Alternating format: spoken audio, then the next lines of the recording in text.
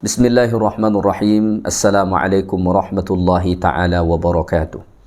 Alhamdulillahi rabbil alamin. Wabihi nasta'inu ala umurid dunya waddin. Wassalatu wassalamu ala ashrafil mursalin. Wa ala alihi wa sahbihi ajma'in. Subhanaka la ilma lana illa ma'allamtana. Innaka antal alimul hakim. Hasbunallah wa ni'mal wakil. Ni'mal mawla wa ni'mal nasir. Wa la hawla wa la quwwata illa billahil aliyyil adhim. Allahumma faqihna fid din wa 'allimna at-ta'wil. Rabbana zidna ilma warzuqna fahma bi rahmatika ya arhamar rahimin. Alhamdulillah, sentiasa kita merafakkan kesyukuran kehadirat Allah Ta'ala kerana Allah masih mengurniakan nikmat-nikmatnya kepada kita semua. Tuan-tuan, puan-puan, muslimin dan muslimat, jemaah surau Al-Mawaddah yang dikasihi lagi dirahmati Allah Ta'ala sekalian. InsyaAllah pada subuh ni kita teruskan kuliah tafsir Al-Quranul Karim surah An-Nisa, surah yang keempat dalam Al-Quran.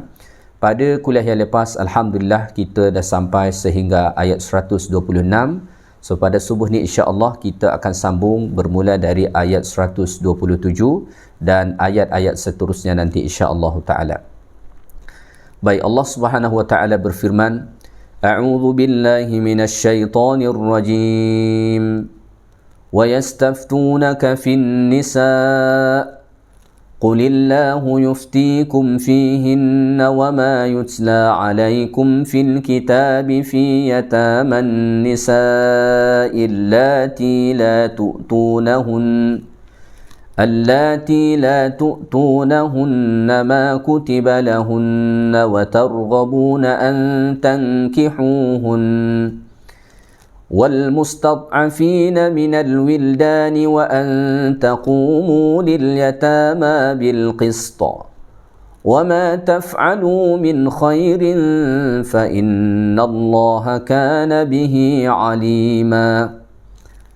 Yang bermaksud, dan mereka meminta fatwa kepadamu wahai Muhammad mengenai hak dan kewajipan kaum perempuan. Katakanlah olehmu, Allah akan memberikan fatwa kepada kamu mengenai mereka dan juga ada difatwakan dalam apa yang selalu dibacakan kepada kamu dalam kitab Al-Quran.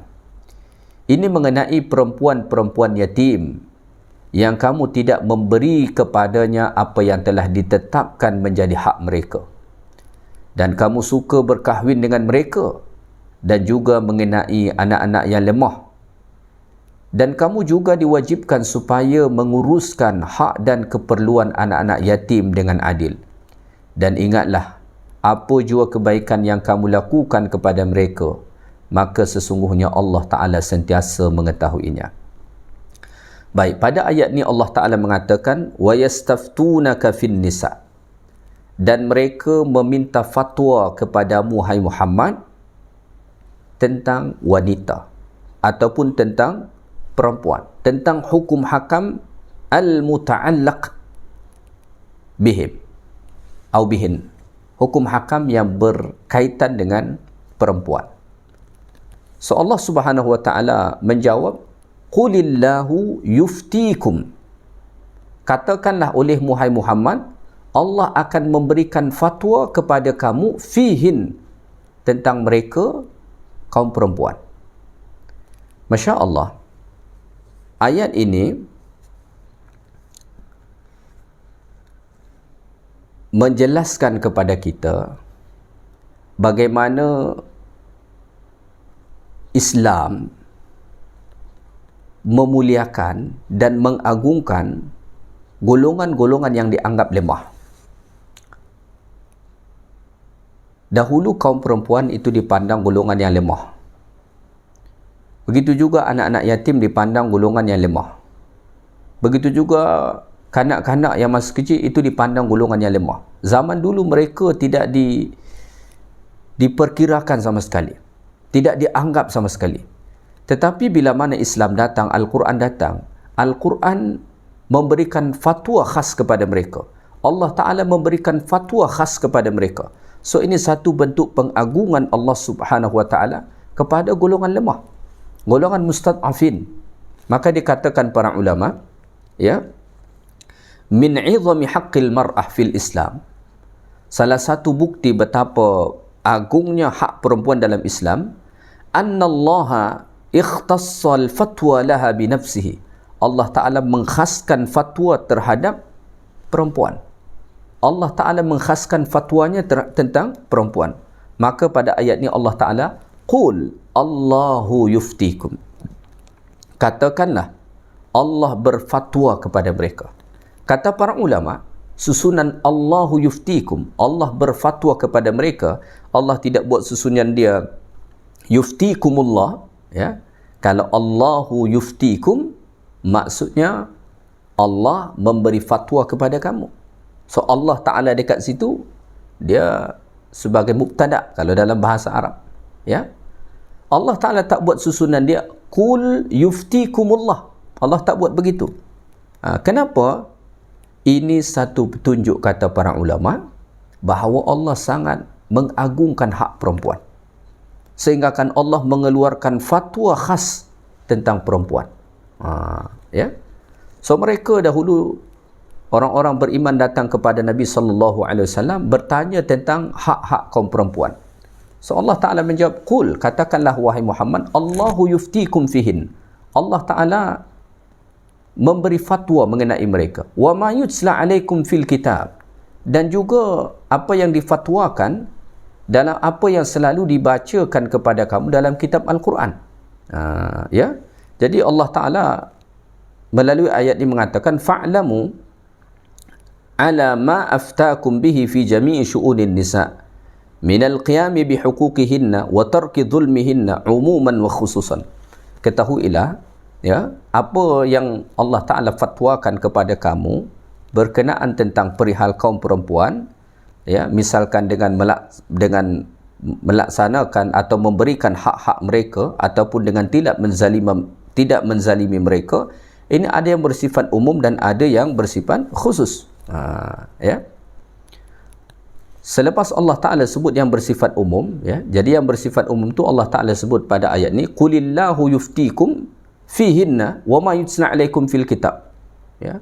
Fatwa Allah secara umum tentang perempuan itu, itulah dia apa yang ada di dalam Al-Quran secara am. Ya, secara khas pula Allah Ta'ala sebut fi yataman nisa'i allati la tu'tunahunna ma kutiba lahun. Secara khas Allah Ta'ala memberi fatwa mengenai perempuan-perempuan yang yatim yang kamu tidak berikan kepadanya apa yang telah ditetapkan menjadi hak mereka. Dahulu kalau ada anak yatim, ya, perempuan,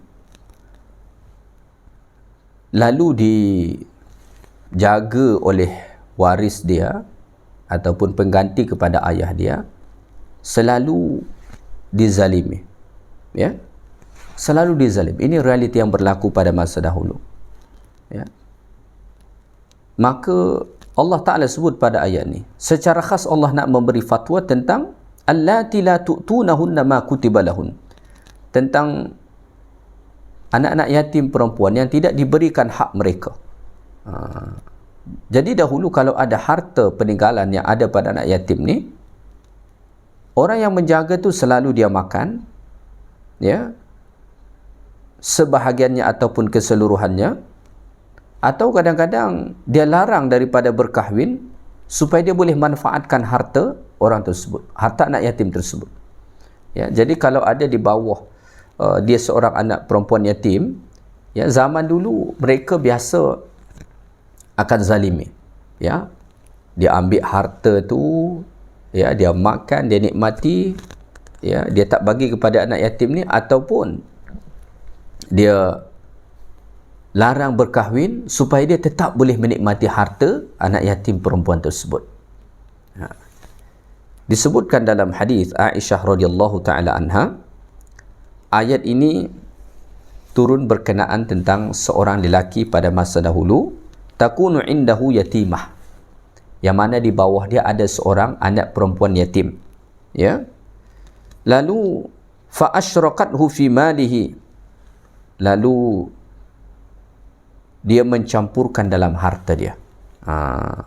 Jadi harta dia dengan harta anak yatim ni dia campur, ya, sehingga kan seolah-olah harta itu menjadi hak milik dia semua. wa yakrahu ayuzawwijaha rajulan, dan dia tidak mahu mengahwinkan anak perempuan yatim ni kepada lelaki lain. Oleh kerana apa? Oleh kerana dia ingin menikmati harta anak yatim tersebut. Maka Allah Ta'ala memberikan fatwa secara khas dekat sini, ya, supaya mereka tidak berlaku zalim kepada anak-anak yatim, khasnya anak yatim perempuan.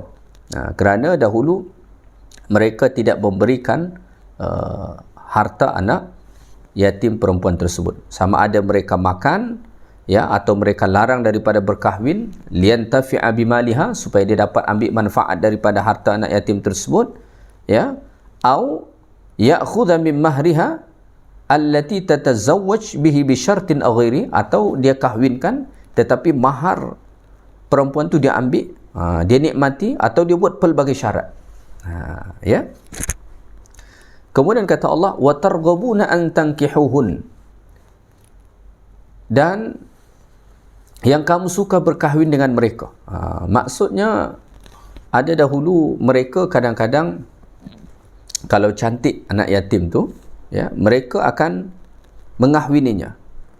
Cuma mereka tidak mahu memberikan mahar sebagaimana sepatutnya mahar ataupun mas kahwin yang diberi.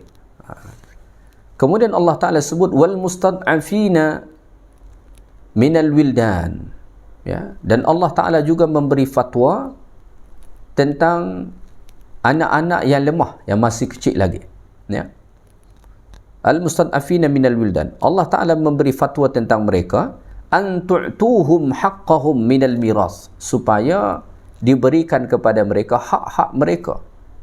Dahulu kanak-kanak tidak mendapatkan harta pusaka, perempuan tak dapat harta pusaka.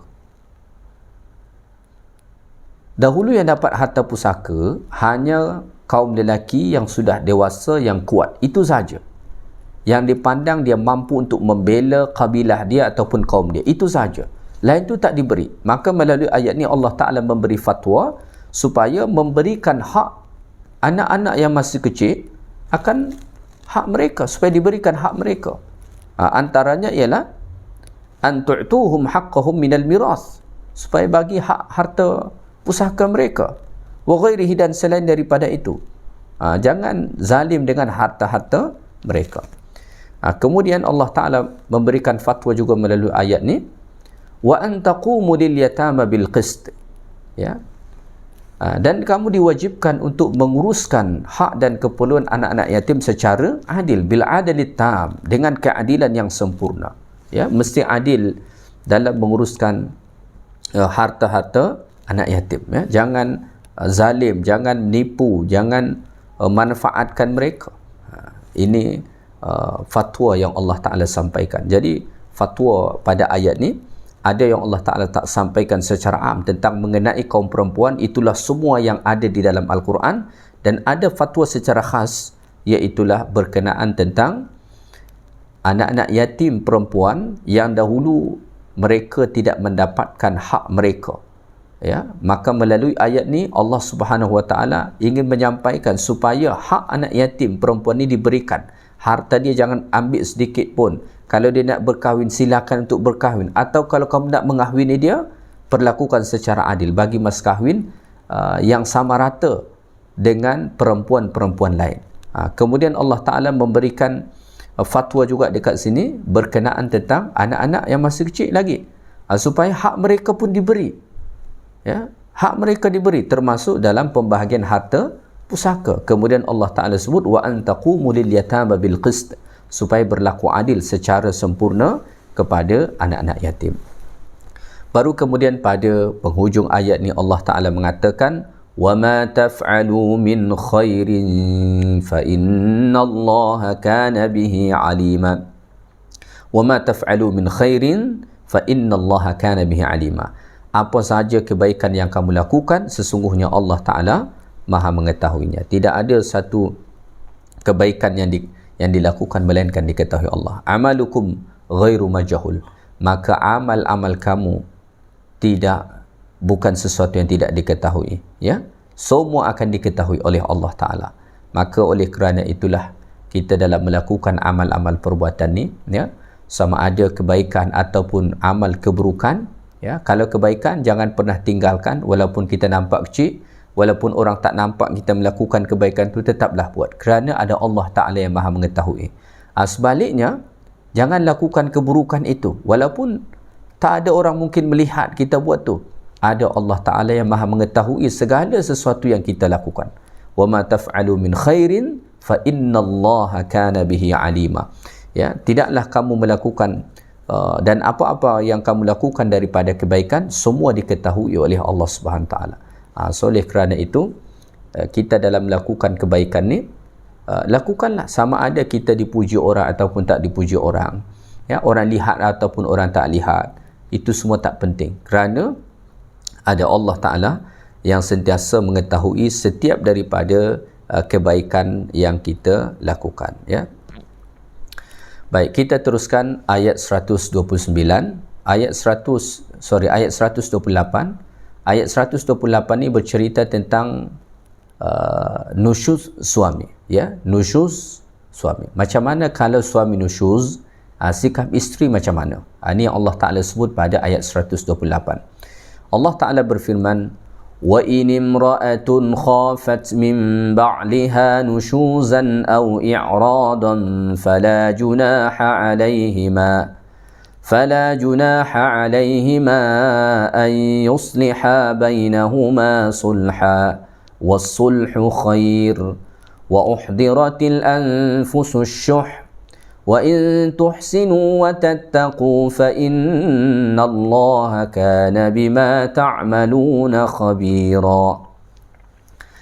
Dan jika seorang perempuan bimbang akan timbul dari suaminya nusyuz atau tidak melayaninya, maka tiadalah salah bagi mereka suami isteri membuat perdamaian di antara mereka berdua secara yang sebaik-baiknya.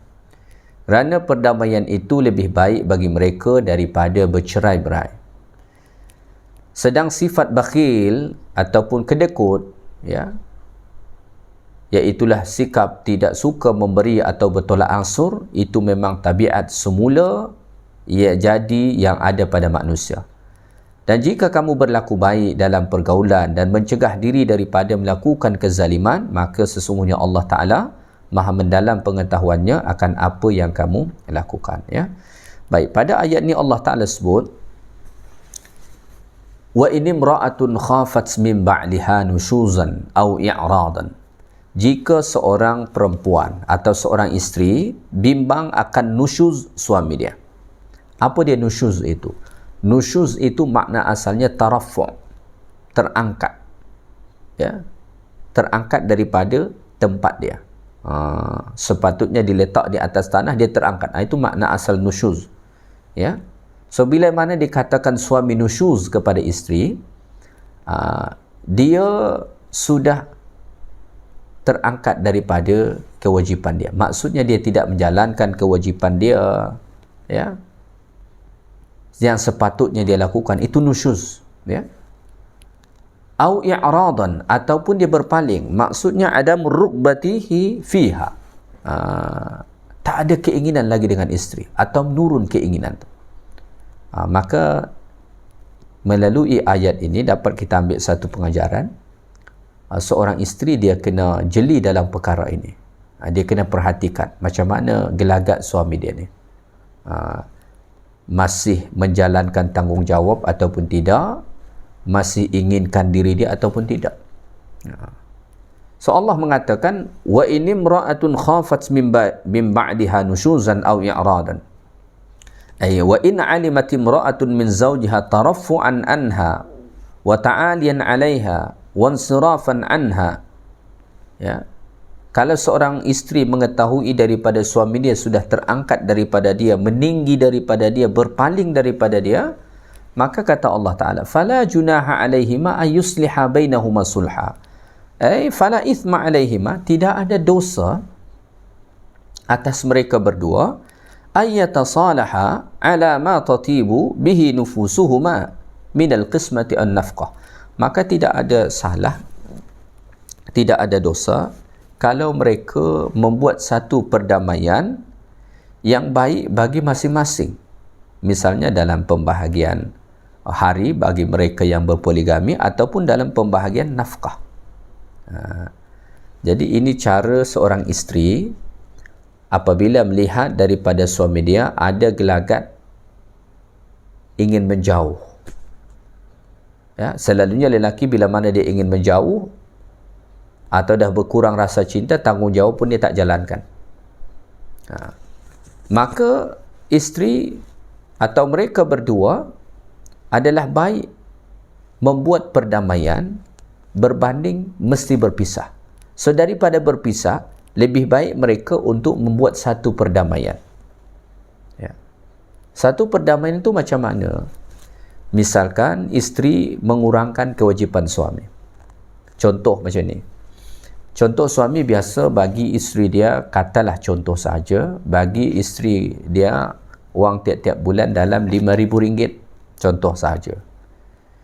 Kemudian isteri tengok suami dia ni dah mulai menjauh daripada dia, keinginan pun dah berkurang, ya, tanggungjawab mulai tak dilakukan. So dia dah melihat tanda-tanda tu. Maka yang terbaik bagi seorang isteri ialah bukan untuk bercerai dengan suami dia, melainkan dia membuat perdamaian. Mereka membuat perdamaian supaya baik kepada masing-masing, supaya kehidupan rumah tangga boleh diteruskan. Salah satunya ialah mengurangkan hak dan kewajipan suami. Maka seorang isteri mengatakan kepada suami dia, bang, tak apalah abang kurangkan sikit belanja tiap-tiap bulan tu, wang yang abang bagi tiap-tiap bulan tu tak apalah abang kurangkan sikit, janji kita terus bersama. Ya, misalkan daripada RM5,000 turun kepada RM4,000 ataupun RM3,000, itu lebih baik membuat perdamaian.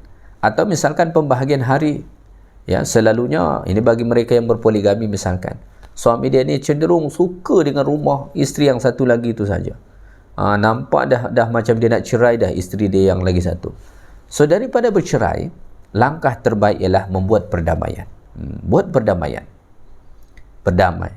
Kemudian pada ayat ni Allah Ta'ala mengatakan wassulhu khair.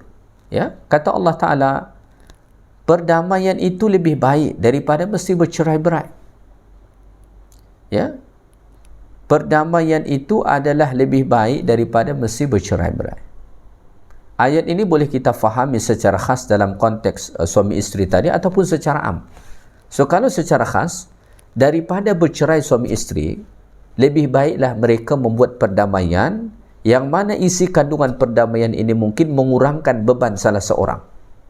Ya, seperti contoh tadi, suami biasa bagi dalam RM5,000.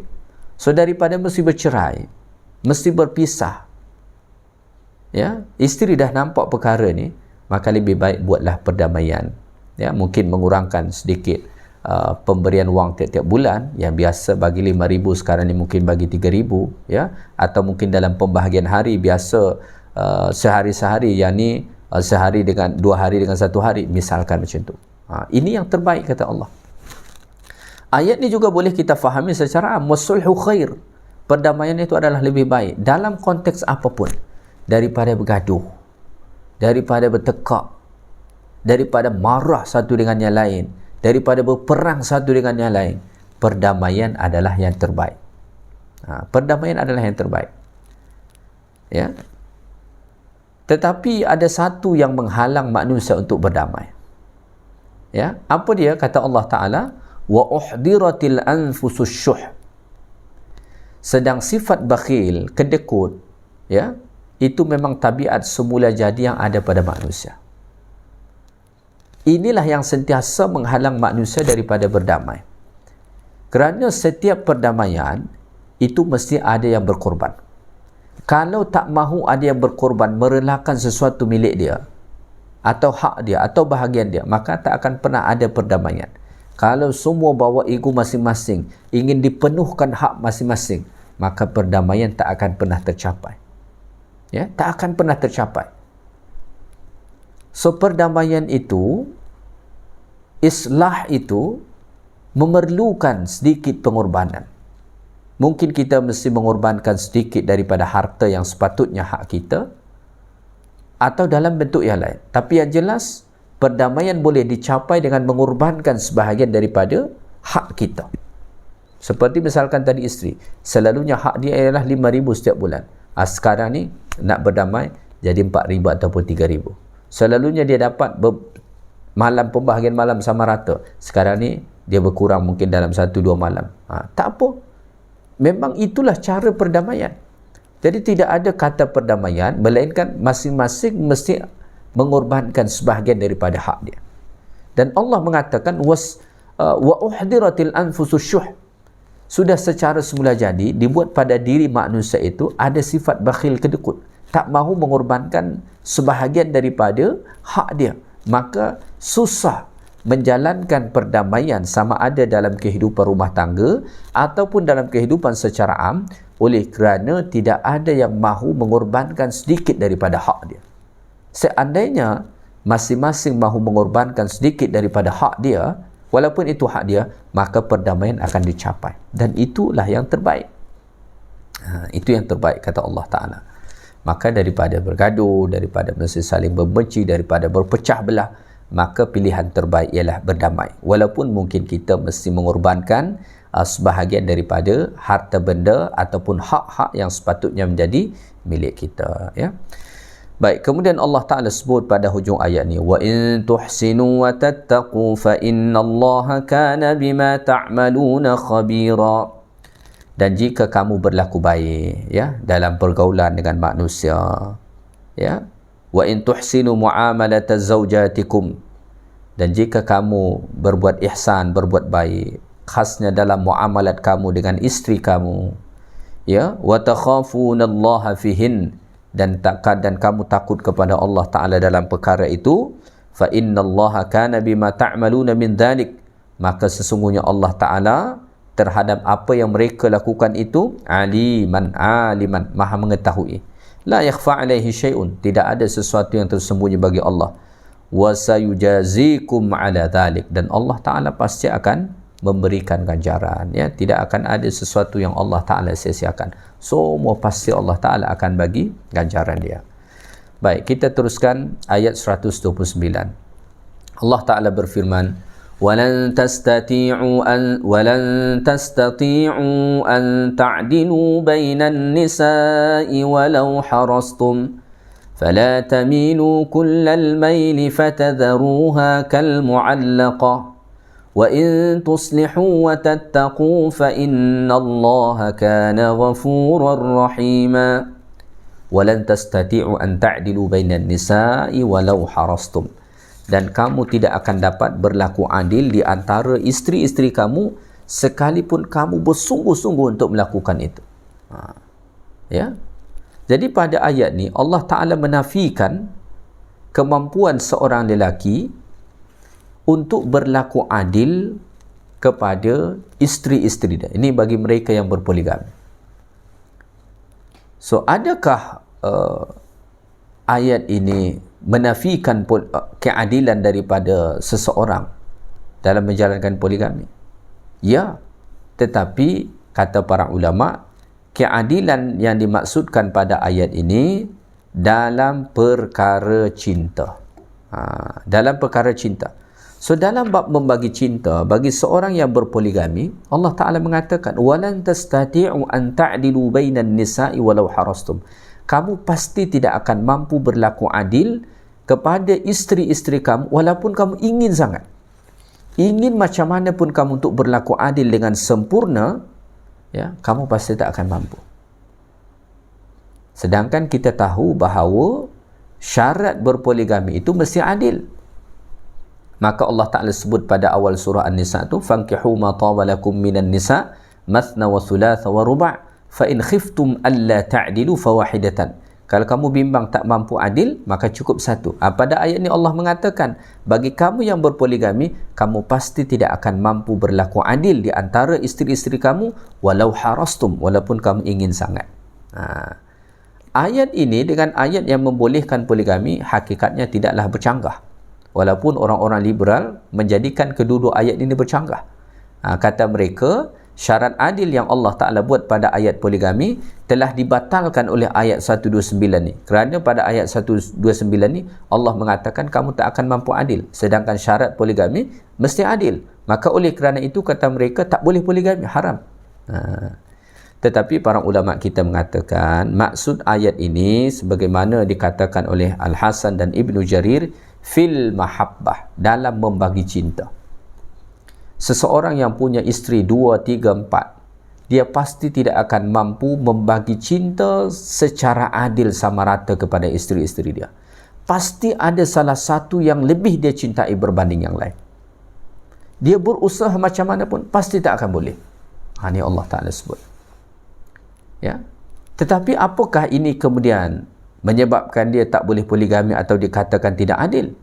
Jawapannya tidak.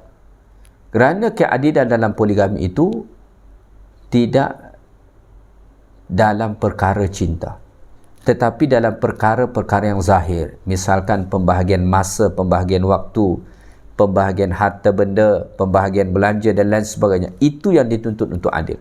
Adapun dalam masalah cinta, itu tidak dituntut. Kerana memang manusia tak akan mampu. Jangankan kepada isteri-isteri, seorang ayah, seorang ibu kepada anak-anak dia. Dia punya 5 orang anak. Mesti ada salah satu yang lebih dia cintai. Walaupun dia tak cakap. Ya, memberi cinta yang sama rata saja kepada anak-anak kadang-kadang susah. Apatah lagi kepada isteri. Maka tidak mengapa kalau seseorang tidak mampu memberikan kadar cinta yang sama kepada isteri-isteri dia. Ini bagi mereka yang berpoligami. Bagi kita yang tak berpoligami, tak kena. Ya. Tetapi Allah Ta'ala ingatkan, فَلَا تَمِيلُ كُلَّ الْمَيْلِ فَتَذَرُوهَا كَالْمُعَلَّقَةِ. Oleh itu, janganlah kamu cenderung dengan melampau berat sebelah kepada isteri yang kamu sayangi, sehingga kamu biarkan isteri yang lain. Kamu tak mampu membagi kadar cinta yang sama di antara isteri-isteri kamu, tak mengapa. Kerana itu perkara hati, dan perkara hati ini adalah kuasa Allah, bukan kuasa kita. Cuma yang Allah Ta'ala ingatkan, jangan sampai oleh kerana dia lebih cinta kepada salah seorang isteri dia, membuat dia cenderung sahaja kepada situ, manakala isteri yang lain dia biarkan kal mu'allaqah, ya, seperti benda yang tergantung di awan-awan, tak jelas status dia. Nak kata isteri orang tak pernah ditengok suami dia, nak kata janda ada suami, tak jelas status dia. Allah Ta'ala tak bolehkan begitu.